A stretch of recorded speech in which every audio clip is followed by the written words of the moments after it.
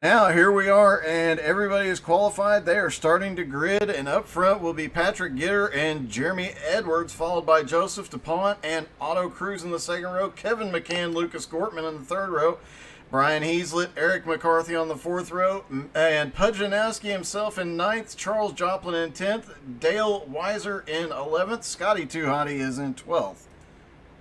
13th is Anthony Hooker, Brian McCann's in 14th? Wow. Kevin Gironi is 15th, Andrew Bisnett 16th, 17th is Matthew Wheeler, 18th is Kevin Bernheimer, John Lucido is 19th, Jeremy Gaiman is 20th, 21st is Jeffrey Sheldon and Andy Shaner 22nd, PJ Cox 23rd, Kayla McCarthy in 24th, 25th will be Bradley Hunt and David Trumbley in 26th, Dean Webb 27th, Brian DeYoung 28th, 29th is Tom Rule III, and it looks like we're going to be short one driver here tonight. I do know TDR actually has a family member. His father passed away this afternoon. I know he was out. Did you read off the name of Matthew Wheeler? Yes, I did. Okay, so Matthew Wheeler is substituting for Blair Patterson tonight. That's the only one I could think of that was missing. But we're definitely a car short. Yep. Which means we're only going to score the top 14 for each team. Hey, you know what I just realized? What? Well, it looks like, I'm trying to zoom in, one of the top two is running the same paint scheme I run. That is Jeremy that is Jeremy Edwards in the Miller Genuine Draft car. That's the same paint scheme I run on my Riley, so yeah, good job, buddy. You want me to paint you one up? As a matter of fact, I have one pre-made. It's kind of like a teal thing. But you got to get a shot of the back of one of these cars at one point, because I did put a little something on the back for Team Pudge. Let's see if we can get behind, use the in-car. I see. It says, I'm beating you. It does. Very nice. It's a great message to send to anybody behind you. Yes, it really is. And you know some people are going to get a little frustrated.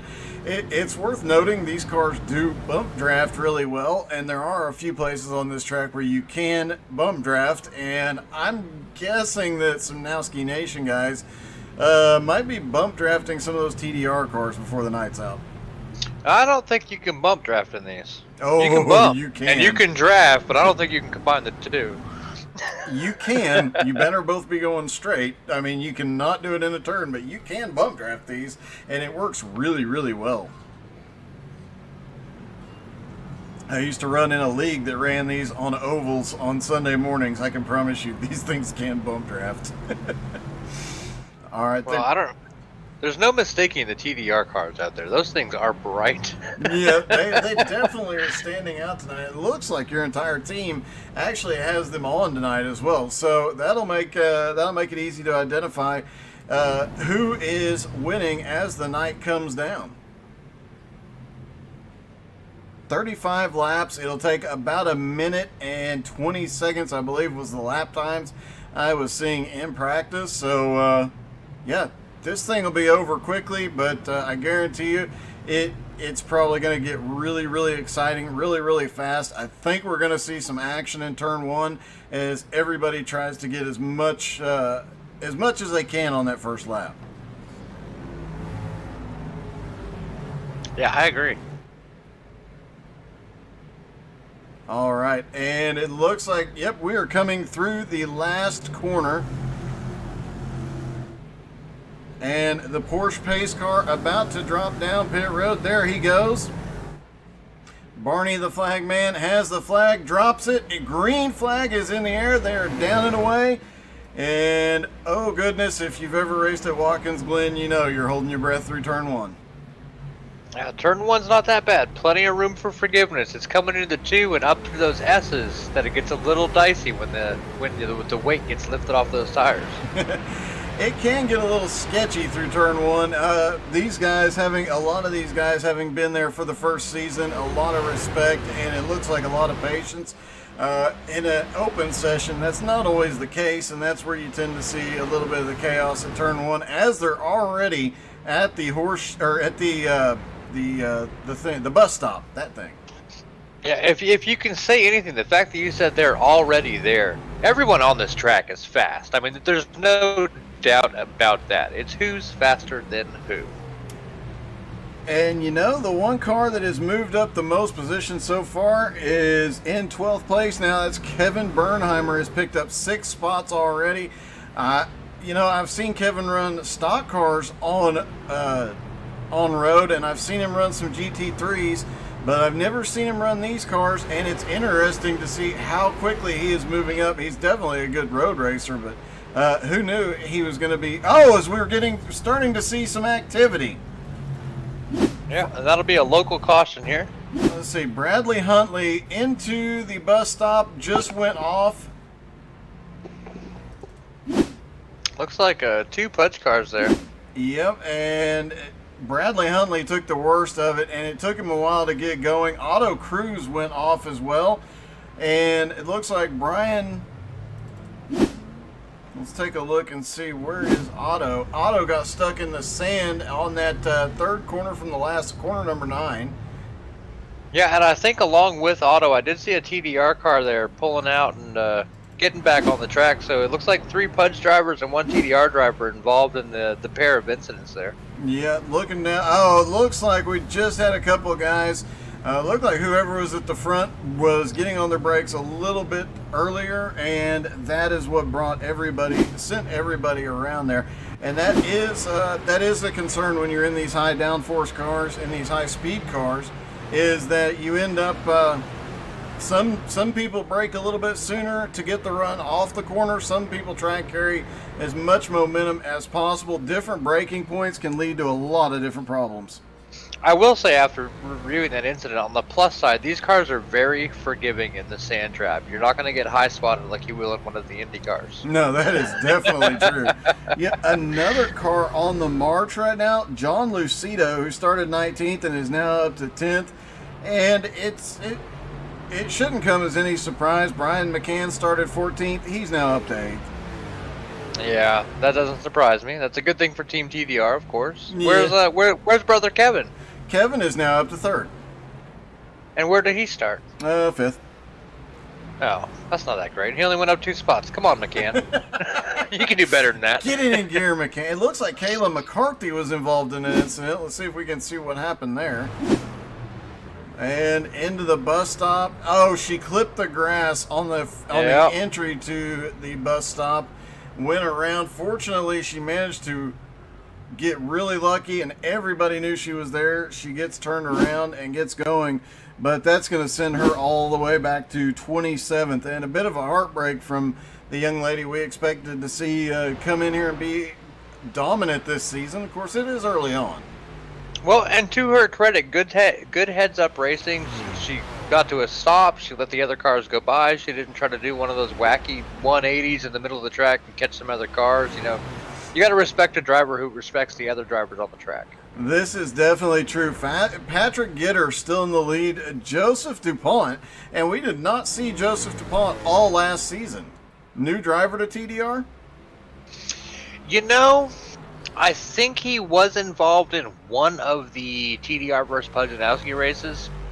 He's been in TDR a little over a year, and he does really well on road course, and those tend to be the races he actually shows up for. He doesn't do a lot of oval with us, and to me, and I deal with a lot of different TDR members, he's a bit of a mystery. He may be from across the pond. I don't know a lot about Joseph DuPont, honestly. Huh, interesting. Hey, we just got a couple of nerds just brought us a raid in, so thank you for that, and looking forward to seeing you guys tomorrow morning for the 48 hours of 48 hours stream to end. I have so much going on, I can't keep it all straight in my head.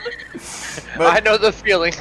But yeah, at 7 Eastern, I do my 4-hour stint for the 48-hour stream to end MS, and I will be hosting 4 races. You can find out all about that on our Facebook page. Thank you guys for coming and watching. And speaking of the Facebook page, shout out to Sonia Fonseca, who just chimed in on the Facebook. Happy 16th anniversary. And it's also her husband's birthday. So I hope that's going okay for you, Sonia. Wait a minute.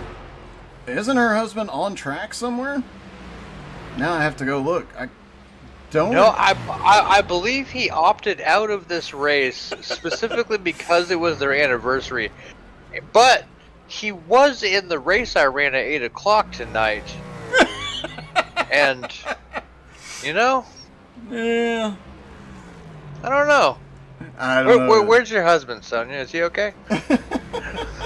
It's his anniversary and his birthday. I mean, we have to check on him. That is interesting. I have to say, back in 03 when I got when I got married, You mean trap? No, I'm very happily married. Thank you. I'm kidding. I'm kidding. In case my I'm wife's kidding. listening. But no, she actually got a little sick that night from something she ate. And the league I raced in, she went to bed, and I ended up racing on our wedding night. So, you know. Wow. Yeah. So Sonia just chimed in. Keith, Sonia's wife, thinks he's being a spotter for Lucas right now. Oh, well, Lucas is up to 4th, up 2 spots. So, you know, he's not doing too terribly bad. And they're trying to run down Kevin McCann, who's 3.6 seconds ahead. And, you know, it's a bit of a surprise. Kevin is 6 seconds behind Joseph DuPont and Patrick Gitter. Well, he's getting there. He's working his way up, but yeah, he's actually he's losing ground. This has never happened before. This might be a sign of the end of the world. Kevin McCann losing ground on the leaders. Well, you know, Watkins Glen, it's not the shortest track. It's not the best track surface either. A lot of here can bring tires into play. Or is he conserving a little bit to have a little better rubber going on into the later laps of this race, maybe? I don't know, but we do have a couple of massive developments. Okay, first off, Brian McCann went off track a moment ago. And as he comes down into the boot, looks like he overcooked it into the boot, gets out to the wall, hard impact on the right front. You can see he's going to have a little bit of aero damage. You see, me and Brian are homies. The boot is impossible. And another one that was on a charge, Kevin Bernheimer gets loose coming through the boot and gets turned around. He ended up having another problem and went to the pits. And then, again, in the boot. Yep, and then Jeffrey Sheldon, it looks like, let's see where his incident started at. I am not sure. Again, in the boot. Oh, and he got hit by somebody. That was Bernheimer that got into the back of him. As both of them trying to recover. So we've got multiple. And it looked like he might have gotten somebody else there right before we went back from replay. Jeffrey Sheldon, Kevin Bernheimer, both on pit road for repairs now, and a heartbreak for two of the fastest. I mean, we mentioned it earlier. Bernheimer was flying through the field. Well, it looks like he tried to get out of the way of the car coming, and the car coming didn't anticipate that move. And again, big shout out to Caleb McCarthy. If you spin your car out on a road course, stay still. Do not move. Battle for the lead into the bus stop. There we go. Oh! Whoop. Is that a shortcut? Joseph DuPont gets a little too, I think he just got a little too deep in it, and instead of risking running into Patrick Gitter, he made the right move to go through the grass and avoid that incident, but that cost him almost 2 seconds on track already, and looks like he's having to give up a little bit of time. He might have given it up all of it by now, but he had to give up some time. I'm sure he had a time penalty for that. That was a lot of grass mowing right there. Yes, it was. He was not the first lawnmower man tonight, but you know, and maybe the most costly. He was the most expensive man to spend time in the grass. This is definitely true. And as things spread out, we're starting to see some gaps, especially in the top group. But Eric McCarthy and Lucas Gordman, and Pujanowski and Charles Joplin. 4 or 5 car pack here, running from about 4th back to 9th place. Scotty Too Hottie about 5 seconds back from him. And 8th place. So 4th through 7th, really nose to tail all around the track. Seems to be the best battle on track right now as these guys go at it. And Lucas starting to open up a little bit of a gap as he picks up a lap car, and I think, could be wrong, but I think that's Bernheimer. Well, again, going on to my prediction before the race even began, the top 10 are going to stay pretty tight. These cars are very racy. As long as you're not making a ton of mistakes, you can keep pretty good time. They won't spread out like a GT3 or an LMP. This is definitely true, and you see Bernheimer giving Gortman a little bit of room there as they come through the straightaway. I know these two have raced together for over a year in several different leagues, so they work really well together. And I would imagine if Gortman wants a little help right here, I'm guessing Kevin's going to give it to him. Well, and we're only 7 laps in. There's no need to get involved in an incident that's going to take you out, 20 laps from now. Yeah, definitely. We're starting to see more and more cars go off track. Bradley Hunt, who went off track earlier, just had another incident, and he is really having a rough night here tonight. And got some heavy damage, already had some heavy damage to that U.S. Army car, but now in the tire barrier off turn number, I believe it was turn number 8. Oh, that's unfortunate. Lock the brakes up there. So, to you guys watching out there that do racing, if you ever end up in that sand trap, do not slam on the brakes. Let off the gas, keep turning, keep turning, keep turning. If it spins around, great. The thing you want to avoid is sliding into those tires with your wheels locked up. Hey, interesting note. We have a Lord among us. Lord Topher Baltimore is in the chat saying what's up. Lord Topher Baltimore. Yeah, you did the accent way better than I could. I don't even try anymore. Accent? I was just trying to figure out all the words. I know what Baltimore is. Are you the Lord of Baltimore? No, his family is of Scottish descent. He's got land in Scotland, so there you have it. Lord Telford Baltimore. Yep, so you can actually buy land in Scotland now, and you have to buy X amount of land. I think it's a couple of acres, and if you do, you get a title. It's $159, and it is 1 square foot of land. Yep, there you have it. Oh, Kevin Gironi and Anthony Hooker seem to have had an issue here. Let's see what happened. Down into turn number 1 goes Kevin Gironi. And, there's an incident right in front of him and just gets up underneath. Several cars having to maneuver through there. We knew turn 1 would come into play at some point tonight. Well, just stacking up, you got to practice attrition. Watch those guys ahead of you. If you notice something that doesn't look right, slow down. Slow down a little bit and get on by it. It looked like Anthony just went too deep into the corner trying to correct and just got on the brakes a little too hard.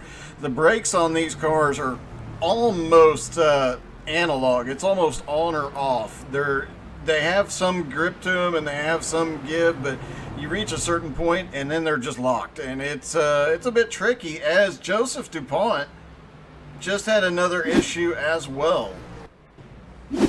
Well, again, going back to what I said before the race.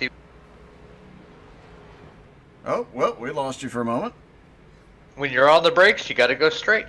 Yep, and it looks like Joseph DuPont coming through the third from the last turn just got a little loose coming up off there. As the tires heat up, they lose a little bit of grip. Even with that high downforce package, they're going to lose a little bit of grip and slide around, especially if you get on the power too hard. That was a big heartbreak as he's been in second all night. But that moves Kevin McCann up to second now, and he is 10 seconds behind Patrick Gitter, who right now would hopefully be taking it relatively easy. Well, and that brings up another point I touched on earlier. Are tires going to matter with 35 laps at the Glen? It's an old paved surface. It's kind of rough. It's the Dover of road courses, if you will. It really is. Good analogy. And I have to agree. Were it me, I would have practiced with the fuel load that they have and then determine how long that pit stop is going to take me, and then you check how long the fueling is going to take, and then you see if you have enough time to get tires at the same time. If you're talking a difference of about 2 or 3 seconds, especially here at the full version of the Glen, yeah, getting for just 2 or 3 extra seconds, the time you'd make up with fresh tires would be huge. However, if it's 5 or 10 seconds, it's not worth the effort, and you're not going to believe what I'm about to tell you. Try me. You see this car coming down the straightaway into the into the boot. Excuse me. Guess who that driver is? I give up. Brian McCann. You wouldn't. That Brian McCann, same spot, a couple of different times tonight. He is definitely having a rough night, and you got to wonder as he goes to pit road now. You gotta wonder what is, Kevin's up in second, and of course there is that rivalry there. So that Kevin's sitting there probably smack talking Brian right now, but we've heard it before. It is a bit of a surprise to see Brian having problems. The last grudge match we had was Kevin and Brian McCann versus each other. They assembled their teams. Kevin came out on top, and a lot of that had to do with Kevin's ability to drive the road course. Even though the vehicle was very unorthodox, Kevin was the better driver in that event, and I think road courses may be a weak point for Brian McCann. Oh, or maybe it's the car. Maybe it's the car. Pudge is off track. Car. Pudge was in that battle for 4th place, and actually for 3rd place, just went off track. He's back going, but he dropped to 6th. And that brings up another point. Pudge is a driver. He's good on road courses. I think the obscurity of the Riley prototype and how rarely it's won, or how rarely it's run, maybe none of the drivers have a ton of time in this car. I know I don't. I don't think I've ever done a pit stop in a Riley, because I've never been involved in a race long enough to do that. It's interesting when you see it done, because they do the front tires, then the back tires. It's a weird pit stop. Any idea how long a pit stop takes? Or any insight as to whether or not tires may be an issue here? If they had a full fuel load, I can guarantee you they would be taking tires. But because the tires are actually done before a full fuel load. However, they did not have a full fuel load for this race, so that may come into play as well. And it looks like we've got another driver that just went off track, Andrew Bisnet. Bisnet, yes. And I'm wondering if it's time on track and tires being worn causing these guys to make mistakes. Oh! Or is it just overall time on track, fighting this beast of a car around the Glen lap over lap? That, wow. Given where these incidents keep happening at, it's the slicker parts of the track. And it looks like Bryant DeYoung is the other car involved in that as he goes around. But based on where they're at, it's the slickest parts of the track. It's the hottest parts of the track. I don't know that, this few laps in, I mean, they're 10 laps into it. Tires, probably not the biggest issue out there. They are probably starting to show a little bit of wear, but you see guys out front like Patrick Gitter, like Kevin McCann, that they're just running away with it, just almost taking it easy. And tires do wear weird on these, but overall, they're pretty decent longevity-wise. Yeah, I can't imagine 10 laps in that tires would be an issue at this point. I'm just trying to wrap my brain around what's causing the rash of issues. Is it time on track, this intense driving, drivers getting a little weary? Because I wouldn't expect tires to become an issue until, maybe 10, 15 to go, where they start getting a little more worn. Just, it's interesting to see. Everyone was on like firecrackers. We didn't see any incidents those first couple laps other than a couple checkups and touches, and now it just seems to be cars spinning around willy-nilly. The interesting thing is Patrick Gitter just ran his fastest lap of the night and the fastest lap of the race. So I don't know. I don't think tires are really the issue. Maybe some of these guys have used a little too much, burned them up a little too early, trying to work their way to the front. But for the most part, I think it's just the track temperature. Guys getting a bit aggressive and trying to make moves or trying to gain where they shouldn't be trying to, or The other issue, you talk about weariness. Yeah, they've only been out there for 11 laps, but how many of these guys had a league race before this, or had,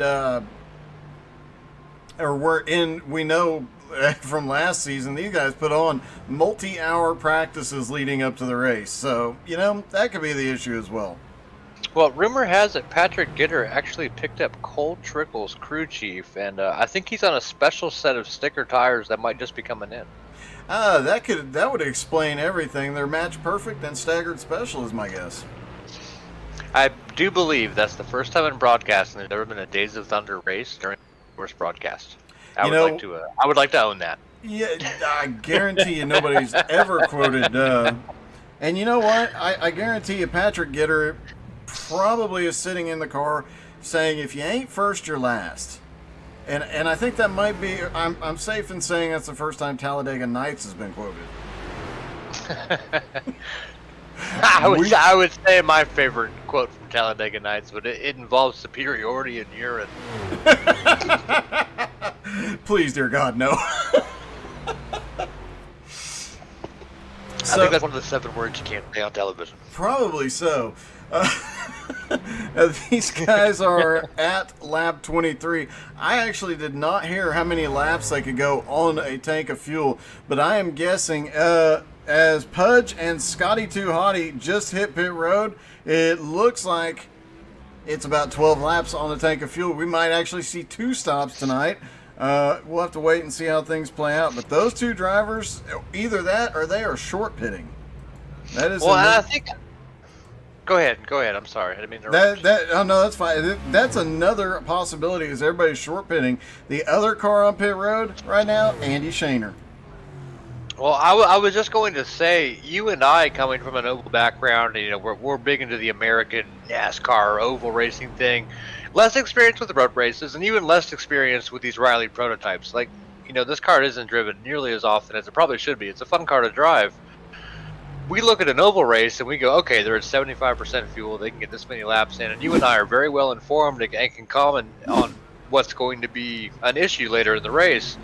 And we have no idea. And I wonder how much the drivers know outside of looking at maybe some data they have on their screens. Yep. Kayla McCarthy having a rough night. That car is heavily damaged. Spins coming out of, I believe that's turn 8 that she came out of. And heartbreaking to see. She started the race charging towards the front, and last season we saw her charging towards the front multiple times. And as we've mentioned, it's always awesome to see girls or women out on track. Girls, women. We actually had a literal girl. She's 16 years old, so not quite a woman. She came in second tonight next to Adam Rickey. Nice.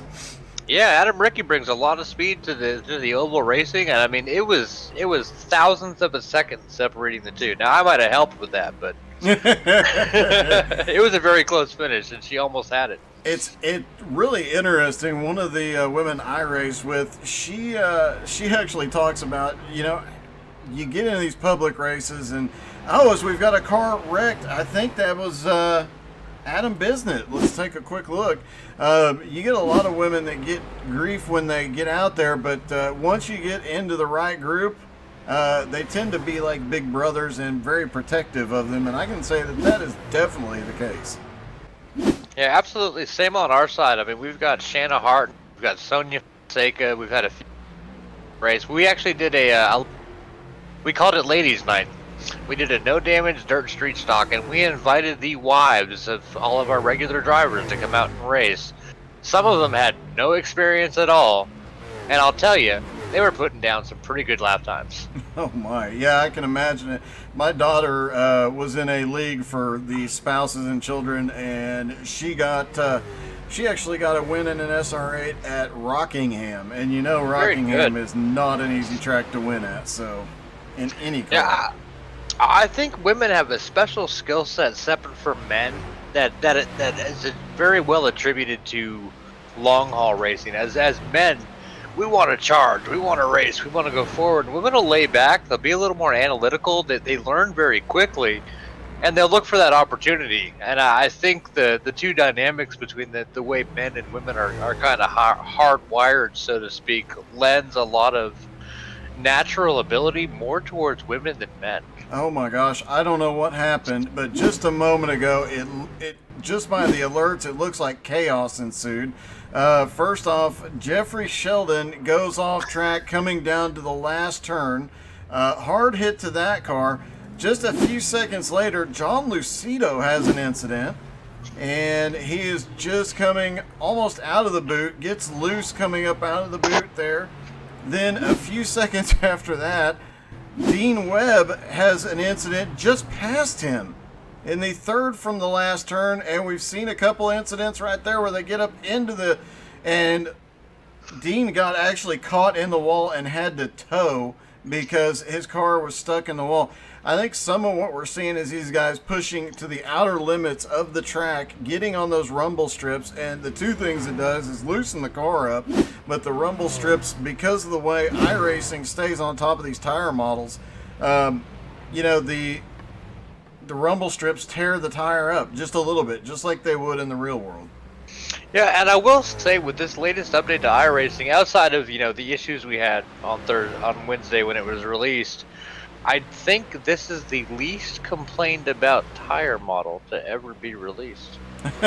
I will tell you that it has been my experience thus far.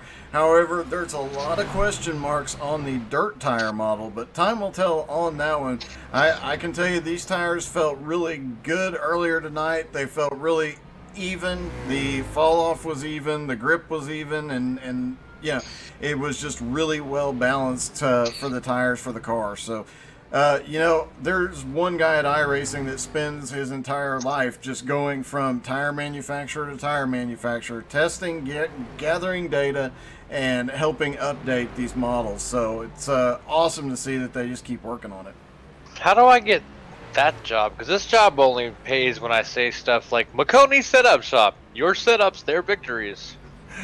I don't know. I'm next in line for that. So yeah. And a quick shout out to Becky in the Facebook chat. We will have another ladies' night race for TDR. If you send me a private message, I will make it a priority. If you don't, it will happen when it happens. And I will. Side note to Scotty Tuhati, I am not hitting on your wife. And I'm gonna lay down an even further gauntlet. If it's an SR8 race, I'll put my kid against any of y'all, and she'll win. Whatever it is, put your kid in. I love seeing fresh talent, and I honestly believe women have a better skill set to learn and adapt to racing versus men. Men want to go in and charge hard. Women lay back, they're analytical, and they become so much faster than we could ever hope to be in a matter of an hour. This is true. It is worth noting that with the pit stops, the incidents, and everything that has happened, we've got two guys that have managed to work their way up through the field. Excuse me. Tom Rule, who started dead last and 29th, is now in 6th. David Trumbley, who started in 26th, is now up to 5th. Tom Rule just hit pit road. Trumbley staying out, but now we are starting to see pit stops in earnest, and I'm guessing that everybody that stops right now, they're within the window to go the distance. And I gotta think they're taking tires too. Even though tires, I don't think they're going to be that big of a deal. These drivers have to feel they are. Trying to get a look at, and it looks like he might have already gotten off pit road based on his... I'm trying to take a look at pit stop times, but based on his pit stop, I don't think he's taken tires. I see a few times that I can guarantee he did, and it looks like about 16 seconds to 18 seconds pit stops. They got tires, and 11 or less they did not. And a few of these guys just have not. I mean, Lucas Gorman was in and out in just over 10 seconds. Nowski was in and out in 16. Well, there's no tires on those stops. No, I don't think Gortman did, but I think it's entirely possible Pudge did. We'll have to wait and see how things go. And John Lucido, who we saw in an incident earlier, has now worked his way back up into the top 10. He's in ninth. Yeah, I was just looking at the top 10 as it scrolled by, and there's a pretty good mix up there, but I think it's one or two cars to a Pujanowski advantage. I think you're right. Let's just do a quick run through the field and see all these folks that are running.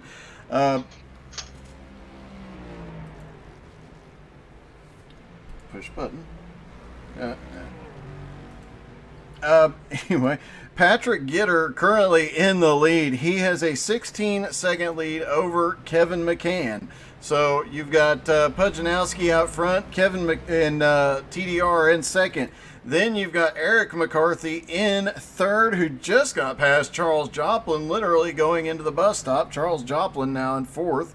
David Trumbley up into fifth. Dale Weiser currently in sixth. Lucas Gortman, the 2020 IROC champion, he's in seventh. Pujanowski now up to eighth. John Lucido currently in ninth. And Brian McCann having an amazing recovery. He's now up into 10th.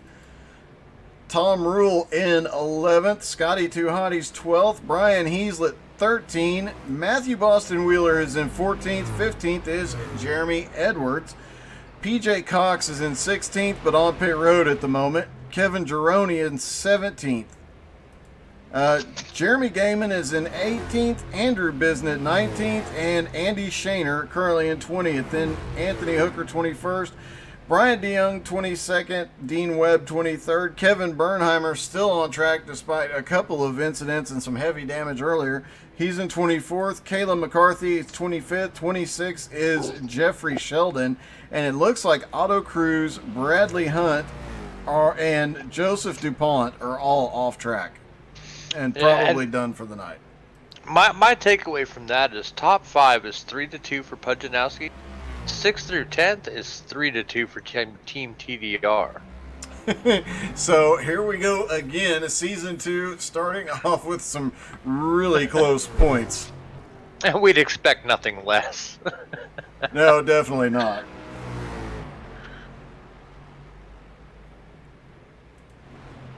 And you know what? This battle for third is really getting extremely tight as Eric McCarthy and Charles Joplin, well, a lot of the field, they've pulled away from everybody behind them. They haven't really been able to run down Kevin McCann in second, but these two are just staying within half a second of each other. It seems like certain parts of the track, Eric is faster, and then the next part of the track, Charles will be a little bit faster. As you see, Charles gets that lower line down through the horseshoe on the boot, and he's working his way back up the hill in the draft. He closes that gap a lot. I think he might be playing patience here. Can you dial up an in-car for 4th place? I want to see how much he's chasing him down. I think that level of intensity is probably right there, tracking right in his footsteps. And I don't feel like he's pushing too much. I don't feel like he's pressing the issue. I agree with you. I think he's playing the long game and kind of sitting back there. I was hoping to see some overtaking when we came to this camera, though. Well, I think we're about to see them overtake a lap car as they head off into turn 1. These guys have been picking up lap traffic all throughout the race, and you can see it right there. They are about to get into heavy lap traffic that Patrick Gitter and Kevin McCann have already worked through, and right now Kevin McCann actually has opened up the lead from second to third to 18 seconds. And can you believe this? From first place Patrick Gitter to second place Kevin McCann is 17 seconds. McCann's holding back. I've seen him fly a plane. Have you been watching the Kevin McCann racing stream? Yes, I have. Oh my goodness, how he flies planes. I hopped in there once and I was like, I want to see the pyramids. And he was like, okay, we can go to Egypt. And I was like, it doesn't count if we don't see the Sphinx. He found the Sphinx in like 30 seconds. Like, he's good at whatever he's doing on. Yeah, I actually sent him a message one time and told him, hey, you need to get on DCS and come fly fighter jets with me and some friends. So hopefully we'll get to see it. I know he's been doing launching from the aircraft carriers in Microsoft Flight, but oh yeah, that's fun. But hopefully he'll come hop in the same jets at DCS, and we can go get some air-to-air combat in. as Eric McCarthy and now Charles Joplin coming through that heavy lap traffic. Let's hop back in the car and you can see a little bit as we've got a TDR car off to the right there. Oh, that was sketchy. Second to last corner, and you know what? That TDR car, at least for the moment, whether intentional or not, is acting as a barricade, keeping Charles Johnson from Eric McCarthy. Might be intentional. Yeah, you never know. When you got a teammate in front of you and the opposing team behind you, what you gonna do? Block. You're gonna block like crazy. Looks like he gave it up though. He let him by. Yeah, he definitely did. Great sportsmanship, and we did see. I mean, last season we saw a lot of early in the season aggression, but after 2 or 3 races, everybody kind of took it down about 20%, and everything really got smoothed out, and a lot of respect and a lot of cooperation. So I don't think we'll see a whole lot of blocking and a whole lot of dirty driving out there this season. I think we're going to see a lot of cooperation. Right now, I think Kevin McCann's got all the cooperation in the world. Look at that train of TDRs behind him. Yeah, look at that. Those guys, they're not on the lead lap. These are guys that are a lap down. Guys like Andrew Bisnet, Kevin Gironi, Jeremy Gaiman. But they are right there. They can provide drafting help if needed. They can do a lot of different stuff to help. And it is worth noting here, we got 14 laps to go. The top 6 have not been to pit road yet. Everybody else has. And just a side note for those of you watching, we were having some dropout issues, so I did kill the YouTube feed on our side. Oh, sorry to hear that. Looks like It happens. Eric McCarthy in 4th place had an incident.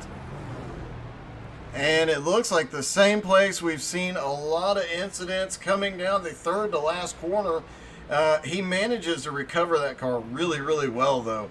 Manages to hang on, get it straightened back out. He does not actually, he only loses 1 position on track, and that comes as he goes to pit road. So it looks like he was ready to come in and get those fresh tires.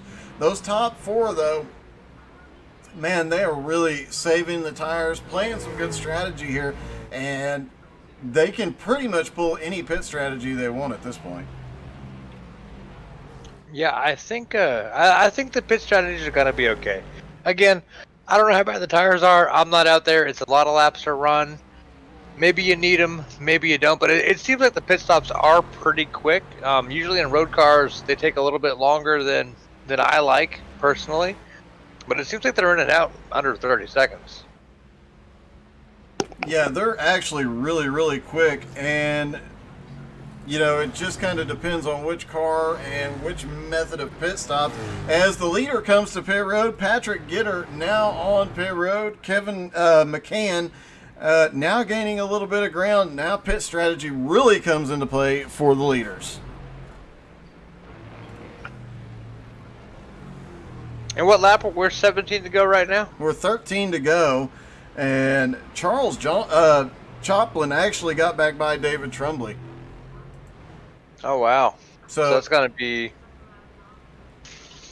what was that? 4-1, top 5. Yep, and it looks like Nowski, the guys that went to pit road early. Now, a couple of these guys, Kevin McCann has not been to pit road yet. I don't expect him to go. Kevin McCann doesn't like the pit unless he needs to. David Trumbley and Dale Weiser are the only 2 other cars that have not pit. Charles Joplin comes to pit road this time. And let's see, Trumbley stayed out, so Dale Weiser will wait and see if he comes to pit road here. Looks like he had a little bit of a connection issue. Yeah, I'm not as familiar with Weiser's strategy, but I know Trumbley's another one. He's not likely to pit unless he feels the need to, and typically his skills over-dominate the needs of the car. Well, it's definitely... Sorry, it looks like iRacing is suddenly having a glitch. It sure is. Are you seeing it on your end as well? I am, yeah. So we will be getting the live back as quickly as possible, if it lets us.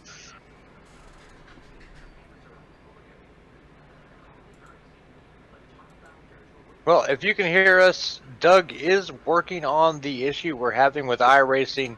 Normally, I would blame the internet for this sort of thing, and you people probably can't even hear me, but it seems like iRacing itself is having an issue with the session that we're currently engaged in. Yeah, I am rejoining the session right now, hence the Be Right Back screen. I don't know what has happened with it, but we did mention, or we did talk about earlier in the night that did see some issues with iRacing earlier in the night, and looks like they have come back. There have been issues lately. Well, it's been half the week, since that update released on Wednesday. There's been the issues with the trading paints that you alluded to. And it looks like now we're experiencing maybe a long session, is long hosted session is.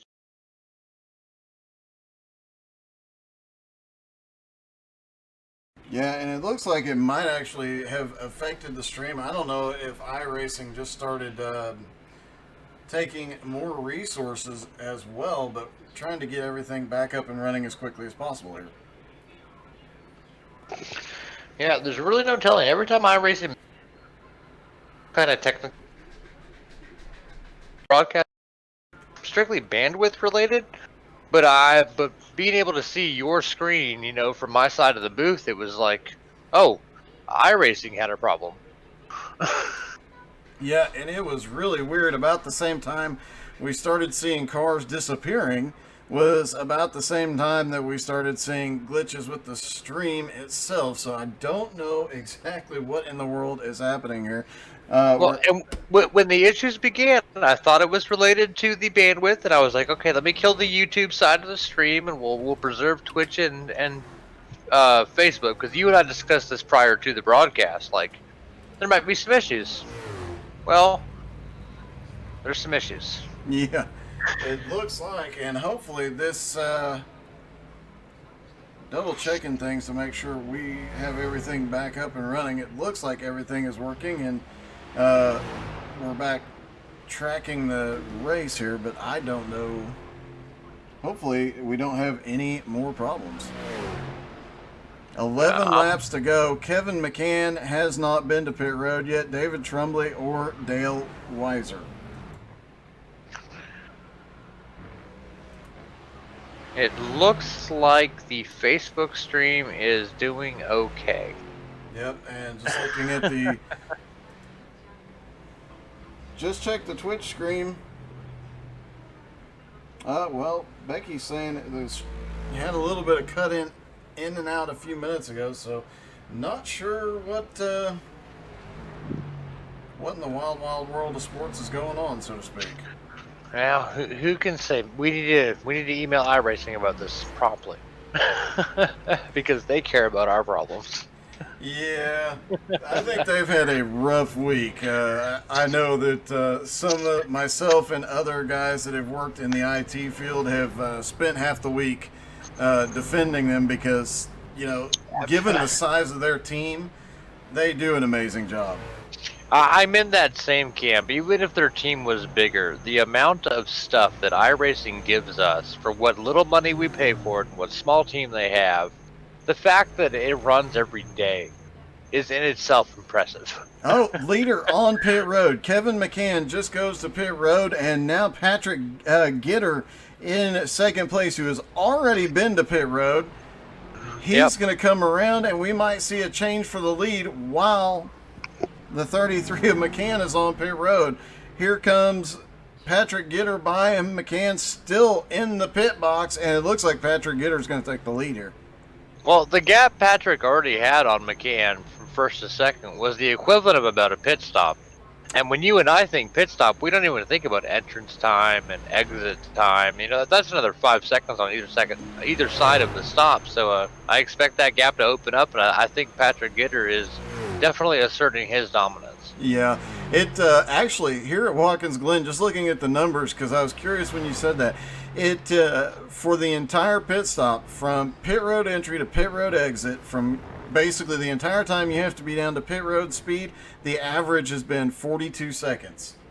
That's a lot of time. You figure that's 30 seconds of travel from line to line outside of your actual stop to receive service. Exactly. So there's still a lot that can go wrong there, and obviously pit road speed, you've got to be very careful. Fortunately, these cars do have a pit road speed limiter that definitely helps. And hey, here's an interesting tidbit. Through all of that, guess who's now up to third? I'm going to guess Caleb McCarthy. No. Lucas Gortman. Oh, with Keith Fonseca, the birthday boy himself, sitting atop the grandstands telling him what to do. And I have first-hand knowledge that Keith has had 3 bottles of wine tonight for his anniversary. Oh, no, and iRacing just wonked out. There it goes. Fortunately, we are recording all of this, so it will be on our respective YouTubes later. But yeah, right now, looks like iRacing, it started being uncooperative a couple hours ago, and it looks like it's getting a little bit worse. Hopefully, we can get to the end of this race. Meanwhile, just had an incident Becky's not going to want to know about. Well, let's not tell her. Okay, Becky, don't watch. As Scott goes through the bus stop, overshoots the exit to the bus stop, and a little bit of an impact to the inside wall there, but manages to hold it together. Just a tiny impact.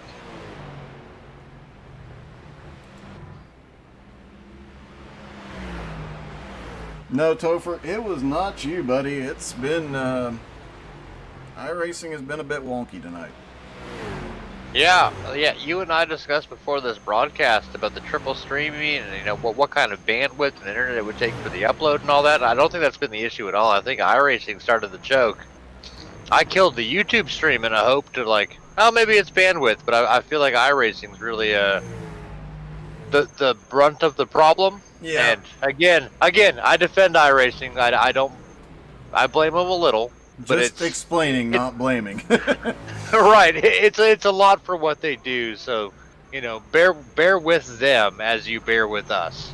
Yeah, it's interesting to note. I told you and Andy before the race that in the previous races I was in tonight, one of the races, several of us actually ended up getting kicked out of the session in the middle of the race, which was unfortunate because I was running in third at the time, and got kicked out of the session. Yeah, we were fortunate. I actually finished in third with no issues, but it's so much. They port this service to so many households. So many people are out there, practicing their racecraft, and it's a big undertaking. And people are so quick to complain. And if they have issues, let them have their issues. They'll work it out. And I guarantee by next weekend, we're gonna be on fire like gangbusters. Yep, they did have some planned. They had planned some server maintenance and other stuff in their data center over the week. They didn't get it done because of the issues. I'm guessing this has a little bit to do with that maintenance that probably just needed done. So it happens, and we'll muddle through. And like we said, I will post the video to my YouTube in the morning, or hopefully I'll get it done tonight. But if not, it'll be tomorrow after the MS event, and then I'll send it over to Tommy, and he'll be able to post that too, so you won't miss anything on that side as well. Yeah, we'll make sure we get everything posted up so everyone can see what they're missing right now. Yeah, it looks like everything is back to normal, I hope. Topher, you'll let me know, I'm sure. Yeah, Facebook still seems to be having some dropout issues on my end, Doug. I'm refreshing over there. And I've killed the YouTube, but it seems like Twitch is the only one going strong right now. That does happen from time to time. It is what it is, and all we can do is the best we can do. And it looks like Kevin Gironi, who had been making his way up through the field just a moment ago, had an incident as he comes up out of, and there it is, that last corner coming up out of the boot. We've seen it happen so many times tonight. That is one of the slickest parts of the track, and it literally does not matter what kind of car you are in at that point on the track. It just it's so slick. You're coming uphill, it's an off-camber left-hand turn, and there's a lot of rubber laid down there, and it makes things interesting. The boot's a very tricky portion. I personally like the boot, but I'm also someone who breaks early. I like to negotiate it, maybe gain a little time if I can, but I really don't push it through there just because of how slick it is on exit. Yeah, it is a bit tricky. You can even lose it in an MX-5 coming out of there. So that is a tricky part to it. Is Brian McCann is now back up into 6th place. And just a quick rundown, some of your favorites. Nowski is now back in 20th place. I think he had some problems right after his pit stop. We saw Scott have some problems and have to go to pit road, and both drivers having issues early on, and just it's so hard to recover once you lose any ground here. Yeah, those are two big Nowski favorites every week, and it's a shame to see him back there. I'm sure with all that's going on as these drivers are spread out going into the final few laps of this race, it's hard to keep track of all of them, but obviously there had to have been some issues between the two of them. Yeah, and here's an interesting bit that I'm guessing we'll hear more about in the coming week. Andy Shaner is in 18th, Pudge is in 20th. I smell a grudge match. Was there a challenge laid down for tonight is my question, because I did not hear of any challenges laid down for this season yet. Well, with the busy lives Andy and I have led, obviously we're the two that do a lot of the running of TDR. But I don't think we did anything. I don't think we planned anything at all. It was more like, hey, you guys, we got race, and then it was, yeah, we're gonna race, and then it all just came together. And I don't think we actually made a bet. You know what? I have just a suggestion, but you should definitely do this. A bet for you and me? No. Good. Oh. No, I'm afraid of what you'd come up with. Yeah. Remember that one time I almost killed Pudge? Yes. I felt so bad for that, but so lucky. My suggestion is you and I get to pick what the competition is for the next week. I like that. I know. Looks like David Trumbley, who had been up in the top 5 all night and had been marching his way forward, he is another one caught by that turn coming off of the boot. Heavy damage. He went to pit road for repairs. Looks like he is coming back up off pit road. He is going to lose a couple of spots and drop to 7th. See, and Trumbley's another one. He's a TDR favorite. He's a road course king, one of the more popular streamers we have over. What happened? Yep.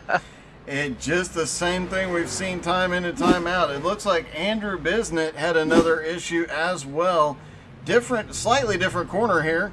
One corner sooner, he caught the rumble strip the curbing, I should say, on the outside of that turn, and fortunately was able to back up across the track and get out of the way.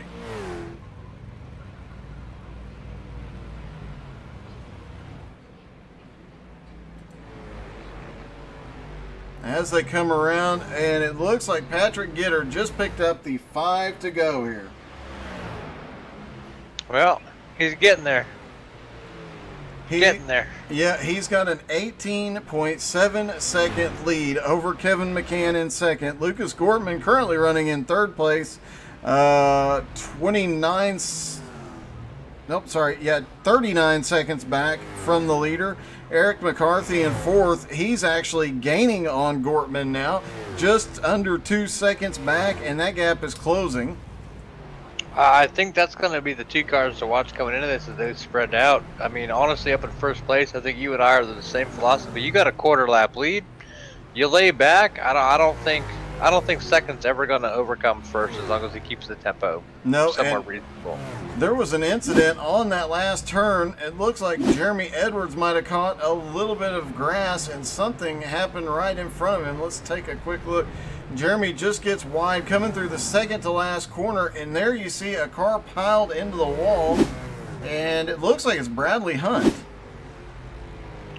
going into that last turn and just gets on the brakes, locks the back brakes up and the outside wall, and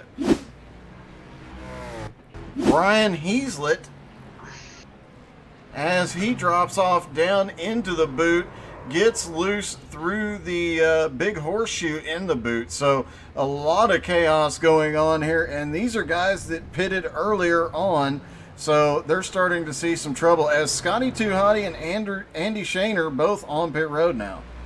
Well, if I've said it once, I'll say it a million times. These high downforce fast cars, the Radical SR8s, the Riley prototypes, even your LMP2s, really, when you are under braking, you can't lock it up because they will, and you can't have any turning motion at all. You need to get slowed before that corner, be off the brake, and accelerate through. If you're braking and turning, you are spinning. And it looks like Eric McCarthy, who was charging forward to third place, closing the gap on Lucas Gortman, had him in sight and got loose coming up off that horseshoe. Again, another one that gets caught right there. He gets it straightened out, but he was actually down to, it chopped the lead down to 1 second on third place Lucas Gortman. He still maintains fourth, but he's now 12 seconds back from Lucas. So that one, which we thought was going to be an epic battle at the end of the race, looks not to be. Looking through the field to see Brian McCann in fifth, Jeremy Edwards in sixth. They were battling when Jeremy went off track a few laps ago. The question is, can Jeremy close back down in 4 laps and catch Brian and have a shot at him? One thing I noticed at 5 to go, that top 5 has flipped from 3-2 Pudjanowski to 4-1 TDR. I'm sorry, 3-2 TDR. McCarthy's on Nowski Nation. No, McCarthy is a TDR. Oh, now I smell a grudge match. McCarthy versus McCarthy. Okay, so we're 4-1 for TDR in the top 5. Yes, we are. 6th place is Jeremy Edwards, and then a TDR in 7th. David Trumbley, Nowski in 8th. Dale Weiser, TDR in 9th. And 10th place is Anthony Hooker, another TDR car. So with 3 laps to go right now, TDR has the top 10 pretty well locked up. We only had, 3 Nowski cars left in the top 10? Well, that's TDR coming out and making a statement. They lost the first season, fair, quote, and square. But I think that these guys coming out, they tried to put together their best road racers from the league. A couple names we didn't see run all season last year, and maybe that paid off for them. Maybe that's what made the difference here. But it's definitely a statement. It's definitely going to be something if it shakes out the next 4 laps for Pudjanowski to answer next week, or not next week, 2 weeks from now. Yep, and while we have a minute, we'll pop that schedule up and look. 2 weeks from now will be the Cup cars at Las Vegas. Current or next gen? Says current, or just says Cup cars. So I'm assuming the current gen. I love surprises. I'm guessing if it was the next gen, I believe there is a next gen race coming up, and it says next gen as popsicle sticks for Patrick Gitter. He's got a 19-second lead, 2 laps to go. Yeah, I think Gitter's going to lock down the W, and that means a lot to not just Team Pudjanowski, but to Patrick himself. I mean, he showed up, put down a lot of speed, and he's got a massive gap on 2nd place. Yeah, you know what he's doing here. Winning? No. Get her done. Oh. See, you went Larry the Cable Guy, and I was going to go Charlie Sheen with it. Oh, yeah, let's not go. Yeah. You never go full Charlie Sheen. You never go full Larry the Cable Guy either. That's true. It looks like, actually, outside the top 10, you've got Jeremy Gaiman in 11th, Andrew Bisnett. What a night he has had. He is extremely fast, but had probably the worst luck of anybody on track. Then Kevin Gironi in 13th, Brian Heaslett in 14th, and Lucido in 15th. And 10th or 11th through 15th, only one Pudjanowski car, and the rest of the Pudjanowskis are outside the top 15. So, huge shakeup in the points tonight. Yeah, and I will say a shout out to Biznett on TDR. He doesn't actually get to a lot. He's actually active duty military. So when he is able to get to a computer with a wheel and pedal, he will race. But he ends up missing a lot of events, and I'm glad we were able to have him here for this opening race of the TDR versus Nowski series.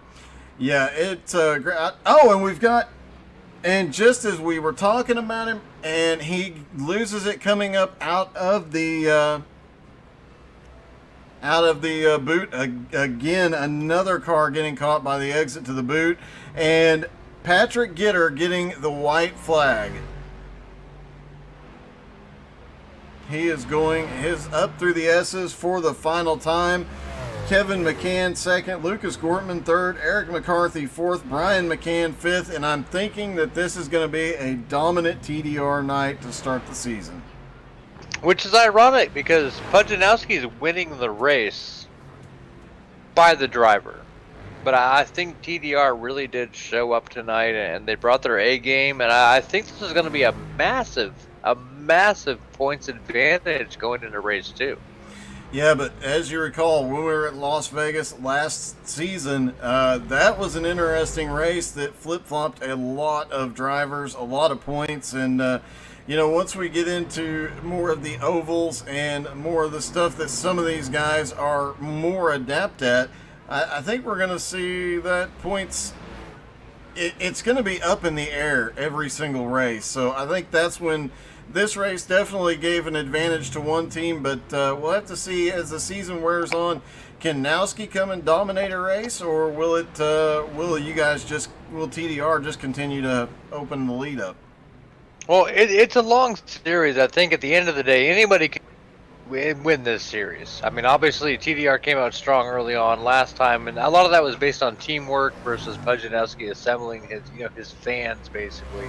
And Pujanowski's come up with a team, so at the end of the day, it's really going to be teamwork versus teamwork. I think TDR did a great job tonight. It's going to be a big lead to start off with. But there's a lot of races to come, and I don't underestimate that Pujanowski can come in there and dominate a race just like TDR did tonight. Very true. Patrick Gitter does get the win. Kevin McCann coming across the line in second. Lucas Gorman easily going to take third here. Eric McCarthy, after his earlier incident, heavy damage to the right front of that car, is going to come home fourth. And fifth place is going to be Brian McCann, as Brian McCann struggling to get past some lap traffic here. Wait a minute, did I say that right? Am I reading the scoring right? Brian McCann comes home fifth, Kevin McCann comes home second, and we saw we saw Brian get sent almost all the way to the back with an incident earlier in the race, so great recovery by Brian McCann. Yeah, maybe he was just holding back, trying to make a trick. It would not surprise anybody if he was just back there sleeping. He took a nap. Yeah, he took a nap the first half and then came on in the second. Jeremy Edwards finishing sixth, Tom Rule seventh, David Trumbley eighth, Dale Weiser ninth, Anthony Hooker 10th, and a dominant TDR night. Well, I know you have to get up early tomorrow morning, so let's go ahead and run through a couple interviews real quick. I'm going to go ahead and pull in the race winner. While I do that, do you want to explain to everyone what you have going on tomorrow morning? Sure. Tomorrow morning, as part of the 48-hour stream to End MS, I will be streaming for 4 hours. I'm not going to attempt to race 4 straight hours again. That was a huge mistake and very painful. But we will have several hosted races. You can find that on the How to Suck at iRacing Facebook page. You can find all those 4 races, the race names. They'll be hosted sessions, so anybody can come join, have some fun with us starting at 7 Eastern tomorrow morning. And as you're wrapping up your plug, I've got Patrick Gitter, race winner, up in the booth. Gitter, you got a read on us, buddy? 10-4, gotcha. How you feeling? Oh, man, I feel good, man. Well, it was a good race. There in the beginning, I think it was hard to get away from DuPont there for a while. He and I were pretty close there in the beginning. And I don't know what happened in the chicane. We were both side by side. I may not have given him enough room there. I'm not sure what happened. I hate it for him. But we had a good run. Good race. Good race for everybody. And never apologize for not giving enough room when you're ahead of the guy behind you. It's his job to pass you. So don't think you did anything wrong there. I think you did an excellent job tonight. And the lead you built up, I mean, you were knocking on 20 seconds ahead of second place. Almost a quarter lap.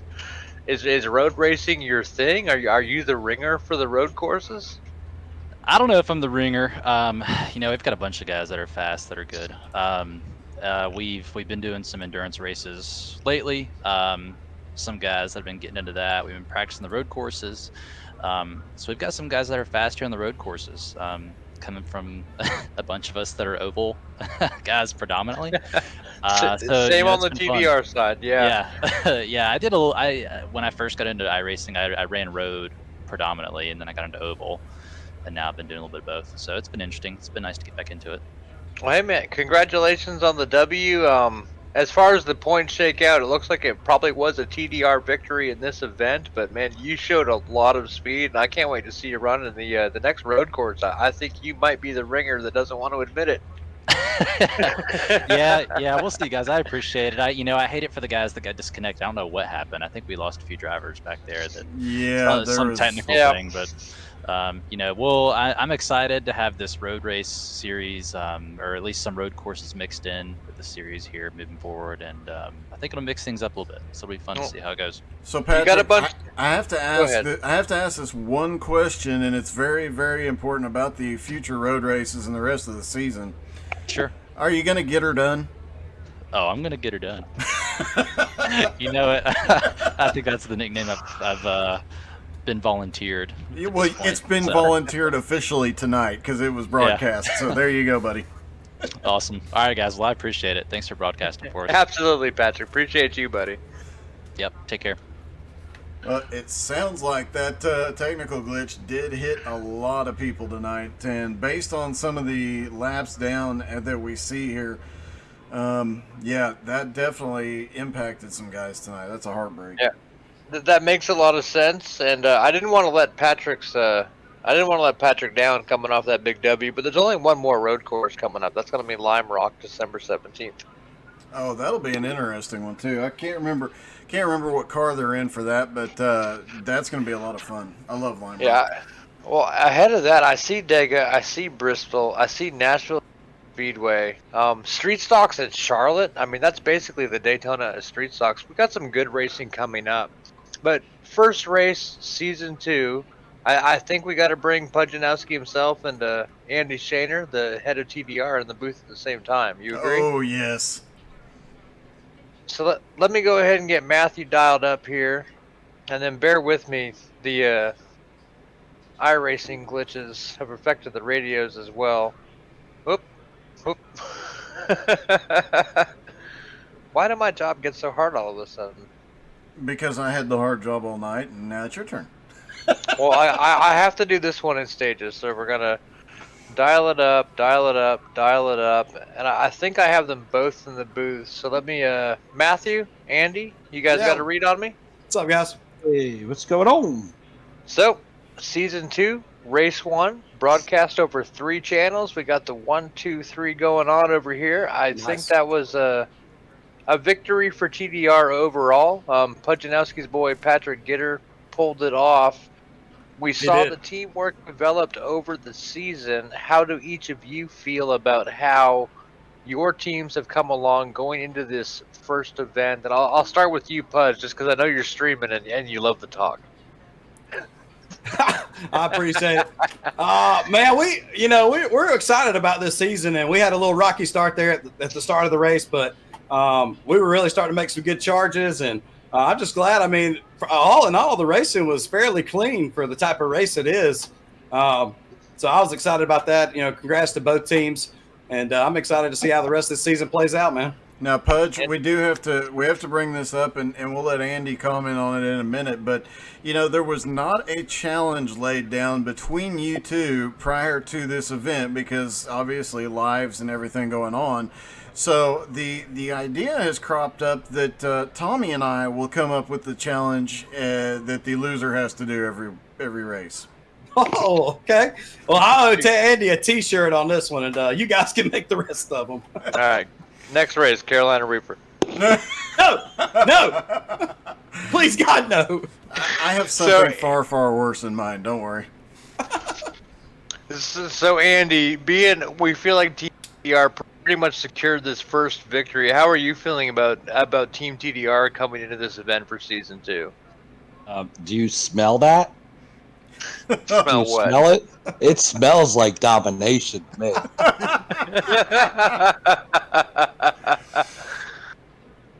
Man, it was an awesome race. I mean, I absolutely cannot run road courses for my life. I mean, I get well, where I find 3 extra seconds flat, I have no idea. So I let our kind of I kept calling them all week our road course ringers. I'll kind of take charge tonight. They did what they do, and they won't share with me how to do it, but they do their thing. And Pudge has the same group of guys, and they're getting better, and they've got some really awesome road guys. And I've been watching their stream on Sundays, running some road course. So that next road course, I don't expect to see the same type of result here mid-season. I think they're going to come fired up and ready. Oh yeah.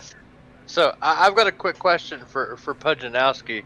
So Back Charities provided a championship style, like a wrestling belt. Yeah. Right? You guys are holding that belt, right? Yes, sir. How much does that thing weigh? It's a good 7 pounds, I think. Good Lord. What do you know? 7 pounds, right? 7 pounds. Number 7, me and Andy. Yeah. And yes, I didn't even think about that. A quick correction: there was, and I guess we didn't relay the message. There was a bet placed on this race, but it was just a T-shirt bet. So Pudge owes me a T-shirt. Going into season 2, you become so mild in your old ages. Yeah. We don't want Mrs. Nowski getting that. Don't worry, it's gonna say I love Nowski Nation. That's all right. I do love Nowski. I love you guys.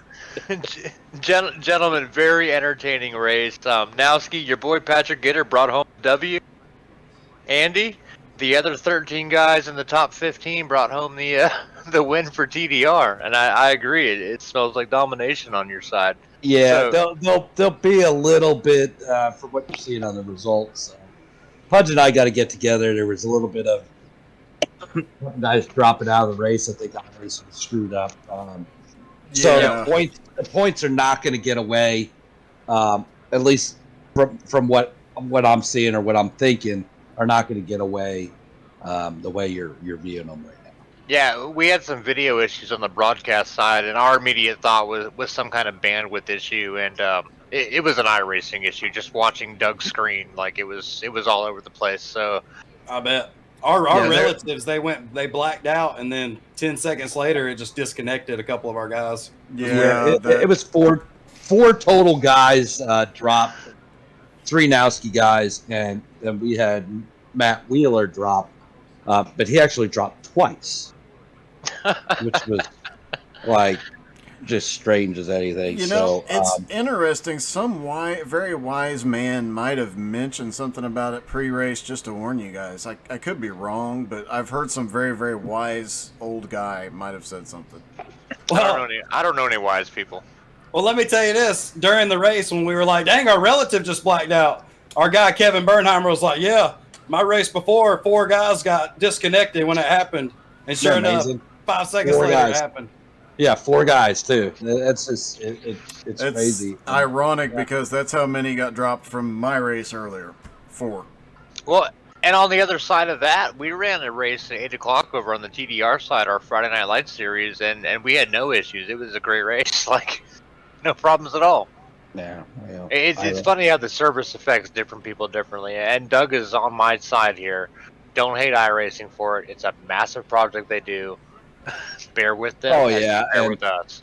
And we'll make it right. I mean, I don't think it's right. They're not going to lose points over this because that just ain't the right thing to do. Yep, I agree. And math is not my job. That is y'all's job. So you guys let us know who wins, and we'll announce it for race 2. Oh, I know who won. It doesn't matter. We can put Pudge in first place. we still dominated the race. Oh, now the booth smells like just arrogance. Oh my God, doesn't it though? Get it out now, boys. Get it out now because we're coming. Now I do recall the last race last season at Vegas ended up being Nowski Nation domination. The next race is at Vegas, and I do recall the final wreck on the last lap. Scotty Too Hottie leading about 3 Nowski Nation cars through that mess somehow, and that's how Nowski came out. So I wouldn't get too cocky just yet, Andy.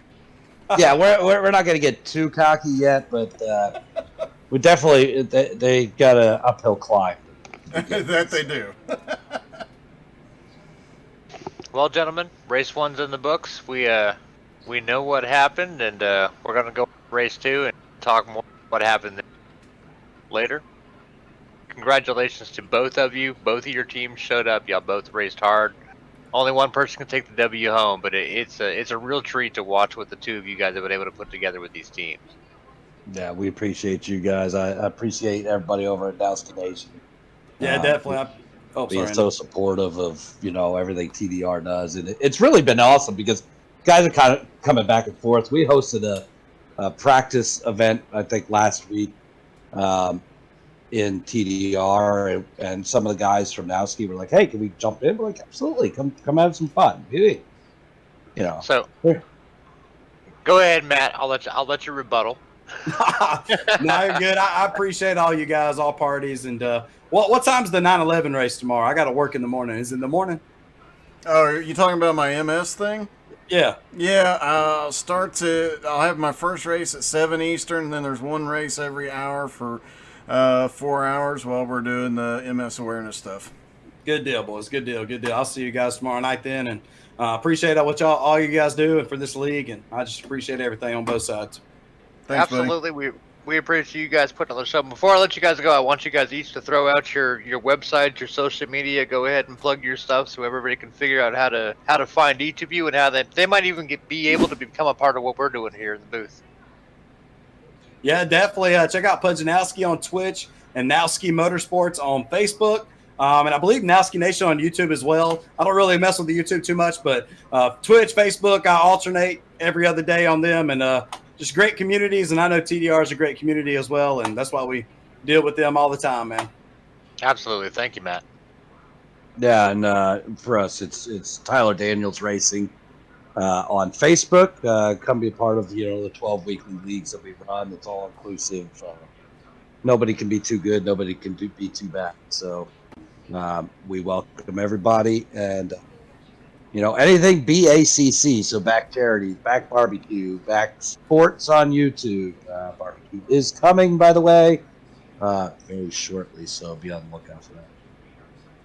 Well, Andy, we appreciate it, and as you say, back everything. I feel you should work on like a B movie called Back to the Future. But best of luck to you, buddy. Love you. Take care. So I just put Andy in the Team Pudjanowski radio channel. Wow. Because I'm a jerk like that. You're going to have to go break up a fight here in a minute. No. Andy can take some licks.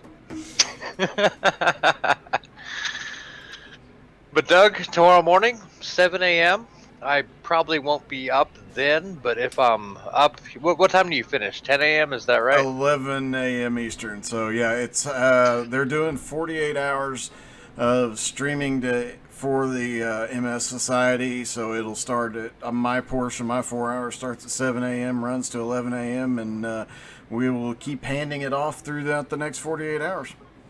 Well, I probably won't be able to participate in any events, but I will make a point to check in. I encourage everybody out there, check in with Doug, send some money, go support the cause that he's getting behind. And I think that's a wrap. Is that a wrap? It's been a long time since you and I have met up in the booth here. That is a wrap. All right, brother. Well, you have a good evening. Thank you for joining me in the booth. My pleasure as always. Take care, buddy.